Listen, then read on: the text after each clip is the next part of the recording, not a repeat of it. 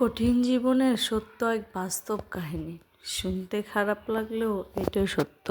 শখের পুরুষকে বিশ্বাস করছেন না, এটা আমরা সবাই করি, কিন্তু এটা ঠিক না। কারণ তারা আসলেই আপনার শখের পুরুষ কিনা আগে এটা জানা দরকার। আপনার শখের পুরুষ হলেও সে তার শখের নারী আপনি কিনা সেটাও জানা দরকার। বড় অবহেলায় অবহিত এই সমাজের নারীরা, বেশিরভাগ নারীরা তাদের অবহেলার শিকার। তো আসসালামু আলাইকুম বন্ধুরা, আজকে আমি ঝিঙ্গা দিয়ে বাটা মাছ রান্না করব। এটাই দেখাচ্ছি। মাছগুলো একটু ভেজে নিলাম, কারণ ছোট মাছ ভেঙে টেঙে যাবে, বাচ্চারা খাইতে অসুবিধা হবে এই জন্যে। তো যাই বলতেছিলাম, শখের পুরুষরা তাদের বউদের কথা ভাবার আগে ফ্যামিলি নিয়ে ব্যস্ত থাকে। তাদের মা বোনরা যাই বলে এক কথায় বিশ্বাস করে ফেলে, কিন্তু তাদের বউ, সেও তো কারো বোন, কারো মেয়ে। তার দিকে একবার তাকাইয়া ভাবতে তাদের মনে হয় অনেক সময় লেগে যায়।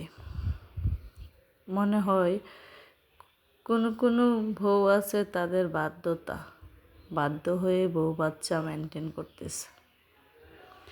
সমাজে এরকম অনেক দৃশ্য দেখা যায়, অবিরত হতেছে, কিন্তু আমাদের মতো লাঞ্ছিত নারীরা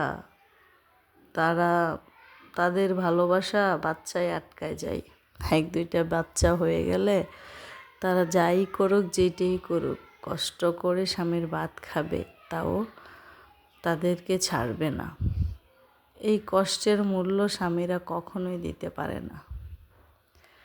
সবাইকে বলছি না, সমাজে 2-4 জন এরকম, এখনকার সমাজে বেশিরভাগই এরকম। আপনারা বিশ্বাস না করলে একটু আশেপাশে চোখ ঘুরাইয়া দেখেন। তো এই আপনাদের কথার ফাঁকে আমার রান্নাও হয়ে গেল, আর এই যে বাচ্চার জন্য একটু নুডলস করে নিলাম, এই আর কি।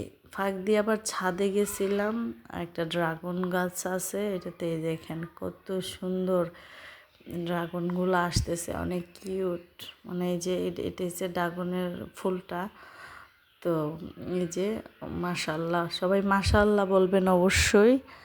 যে আসতেছে, এই যে একটা ড্রাগন, এটা এখনো পরিপক্ক হয় না, এই যে এটা বড় হয় নাই আর কি, খালি ফুটছে এরকম।